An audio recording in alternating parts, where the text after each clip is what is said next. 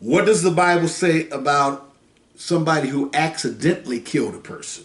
In ancient time, among God's people Israel, the book of Numbers, verse 35, starting at verse 10 says, speak unto the children of Israel, or speak to the children of Israel, and say unto them, or say to them, when ye, or when you come over Jordan, over the Jordan River, that is, into the land of Canaan, then you shall appoint you cities to be cities of refuge for you, that the slayer may flee thither, or flee there, which killeth, or which kills any person at unawares. Now, this is important.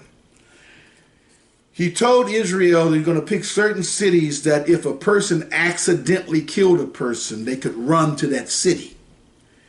The word unawares here is the Hebrew word 7684 that means a mistake or an inadvertent transgression. So in other words, they didn't do it intentionally. So God says there's going to be certain cities designated for that person to run to. So if he accidentally killed somebody and he ran to one of those cities of refuge, and the revenger of blood, the next of kin, came down there, they had to trial and saw that he didn't do it intentionally. He was supposed to stay in that city. The person who accidentally killed the person was supposed to stay in that city of refuge until the death of the high priest. After the high priest died, he could go back to his house and resume his normal life. But if he decided that he missed his wife and missed his kids, and he gonna sneak out one night to go see him instead of telling them to come see him, and the revenger of blood catch him outside that city, the revenger of blood had God's right to kill him and not be guilty of killing him, because he should have stayed in that city. This is God's law now. Now, when we come down a little further in this 35th chapter of Numbers, verse 30, whoso killeth any person, the murderer shall be put to death by the mouth of witnesses, but one witness shall not testify against any person to cause him to die. It has to be more than one person who saw it. We weren't going to go by the word of just one person. So people will say, well, what about today, Minister Potter?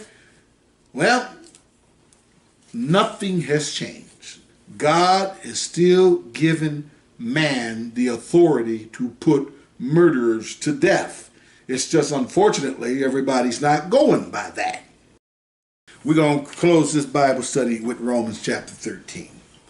Romans chapter 13, starting at verse 1. It says, let every soul be subject unto the higher powers, or to the higher powers. For there is no power but of God. The powers that be are ordained of God. In other words, all the governments that you see on this globe stand in position by God's will and through his permission, and they have his backing when they are doing things the way he says they're supposed to be doing them. So the powers that be are ordained of God. I live in Illinois. Unfortunately, we don't have the death penalty in this state. So the most justice I could get if somebody kills my loved one is life in the penitentiary. That's it. But in some states like Texas, thank God, they have the death penalty for murderers. And if I lost my loved one in that state, then that murderer, if he got caught, would be put to death with God's blessing. And he uses men to carry out the sentence.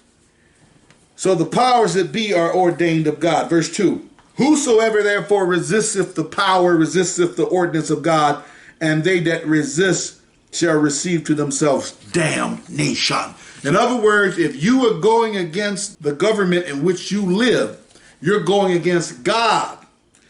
And you're going to bring his wrath upon you, because God wants us to go by the governments in which we live unless they are contradicting his 10 commandments. Now, if your government passes a law, for example, that says that you should worship in front of some big idol, then that's a time when you're going to say no. We have a perfect example of that in the book of Daniel, when the 3 Hebrew boys, Hananiah, Azariah, and Mishael, whose names were changed to Shadrach, Meshach, and Abednego, were commanded to worship that big golden idol that Nebuchadnezzar erected. They knew God's law said they couldn't do that, so they said, no way, king, we can't do it. And they were ready to die for God. So that's the only time when you and I will not go by the law of whatever land in which we live, when they contradict the teachings of the Bible. I have to say that now. But if they don't, we're supposed to go by them. Anyway, he says the people that resist the ordinance of God, they're going to receive damnation unto themselves. I'll give you an example of that. We have a law that if I go out here speeding up and down Boughton Road, and I think the speed limit is 40 miles an hour, and I'm doing 60, and I get caught, I'm going to get a ticket.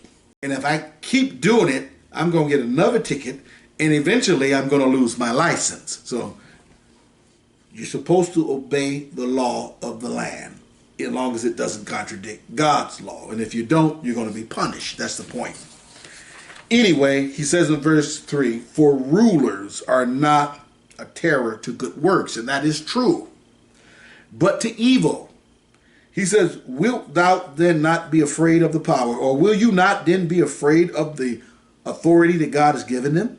He said, do that which is good, and thou shalt have praise of the same, or you will have praise of the same. There are people who are such model citizens that sometimes they're given a great honor by being presented with the key of the city. That's an example of what he's talking about. If you're a law-abiding citizen, sometimes you are going to be rewarded for being a law-abiding citizen.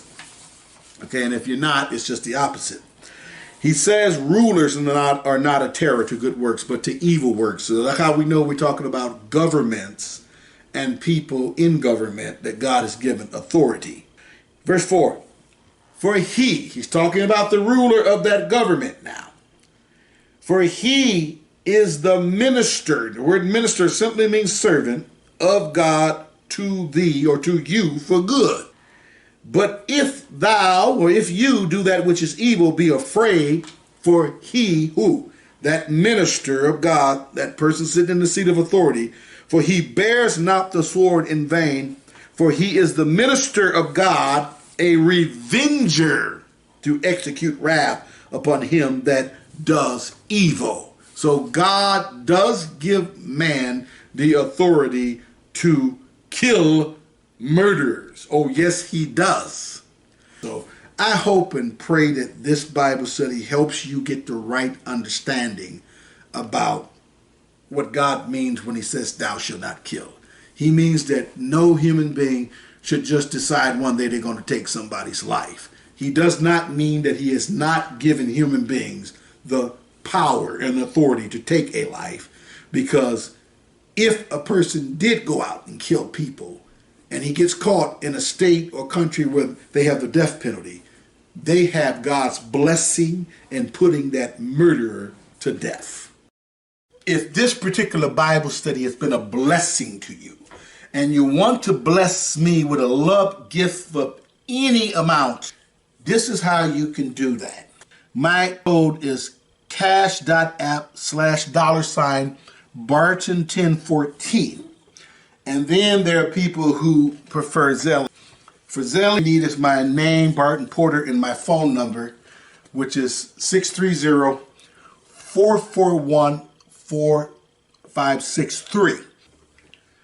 Now, here are non-financial ways you can be a blessing to yours truly and this ministry. Pray for Minister Porter and pray for this ministry. And you're being blessed or encouraged or taught through this ministry. Share these Bible study videos with as many people as possible. And if you have any Bible questions or prayer requests, you can call me at 630-441-4563. I live in Illinois, so I'm in the Central Time Zone. And if you don't have a phone, you can email me, bartonaaronporter@gmail.com. I need you to subscribe to my YouTube channel. It does not cost you a penny. And underneath the video also, after you hit the subscription button, there's a little bell icon. Click on that bell icon. That bell is the notification icon. Every time a video is released, you will get a notification. And underneath the video, there's two thumbs, one up, one down. If you like my video, if you like the content, please take the time to hit that thumbs up button. And please take the time to put something in the comment section. Until next time, this is Minister Barton Aaron Porter saying, may the good Lord continue to bless you and keep you all the days of your life. God bless you and goodbye.